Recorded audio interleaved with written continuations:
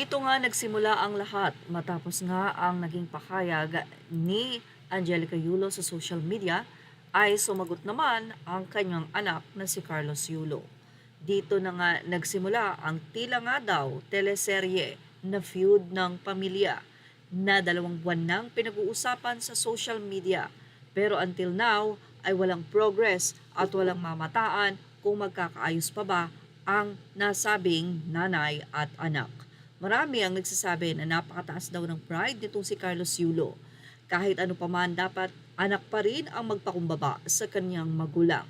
Sinabi nga ni Mrs. Angge na ready siya na tanggapin at nagpapatawad, humingi rin siya ng sorry, pero until now ay walang sagot kung magiging okay pa ba.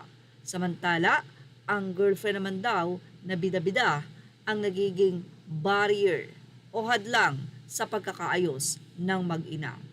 May napansin naman itong si Madam Kilay na talaga namang may katotohanan ito. Viral ang naging pahayag ni Madam Kilay at kanyang napansin. Ayon sa kanya, nahuli na nga daw si Go, nahuli na rin si Kibuloy. Pero ang family Yulo or ang family nila Kaloy, parang probinsyano, daming episode, nakakapagod bilang chismosa.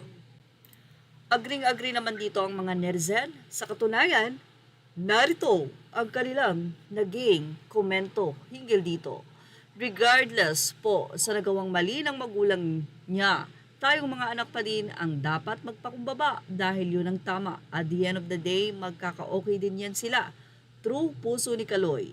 Di pa nadedepros. Patuloy pa na bigyan ng opinyon ng netizen. Nila nakakayamot na nga, ha, kada scroll na lang puro sila.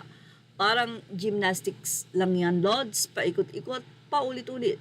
Huwag nyo na po kasi yung pansinin o sila pinagpapapansin ng matahimik na sa social media. Luto na lang tayo ng panghapunan at nang makakain tayo, makatulog ng mapayapa, maaga para pagising, ganado na ulit ang mga marites. Sino man ang isa, true ka dyan madam, ang hirap nilang ipaglaban, hindi ko na malaman kung sino ang papanigan sa kanila. Kung hindi kasi ng kakangakngak ang ina, di tahimik sana, hahaha, pero bida-bida siya eh. Wala akong kinakampihan pero siya lahat ang pasimuno sa issue nilang pamilya. At sana siya na lang ang tumambling, ayun tuloy lahat na post, paawa epek, hahaha. Say pa ng isa ay pang-abot kamay na pangarap daw. Bakit kasi hinahabol nila si Kaloy? Kung ayaw, edi don't. Ganun lang. Tuloy nila ang buhay nila. Total, malakas pa naman sila at may 2 pa silang anak na sinasabi nilang maaasahan. Eh kung di maaasahan si Kaloy, edi pabayaan nila kasi bakit habol sila ng habol tapos kuda sila ng kuda kung itatakwil nila si Kaloy. Edi go, move on na. Di naman yata kawalan si Kaloy sa kanila.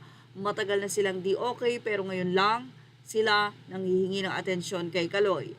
Pabayaan na nila tulad sabi nila, makakarma naman daw ang anak nila, edi ganun lang.